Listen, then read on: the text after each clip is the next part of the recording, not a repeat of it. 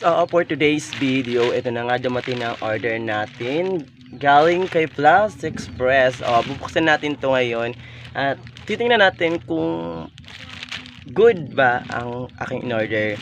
Ano siya, 15 pesos lang siya. Ano siya, tempered siya ng isa kong cellphone na ginagamit, yung Realme C2. 15 pesos ko na siya nakuha, kaya ayun. Tingnan natin yung shop nung hindi natin makita yung pangalan ng shop. Okay, eto na, bubuksan natin. Magkabalik ako. Ayan guys, ito na yung ating in-order na tempered galing. Thank you sa rider. Dahil tinanong niya pa ako kung kung ako ba talaga nag-order.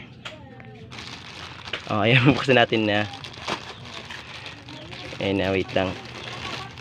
At gamitin natin, ayan. Buksan natin na.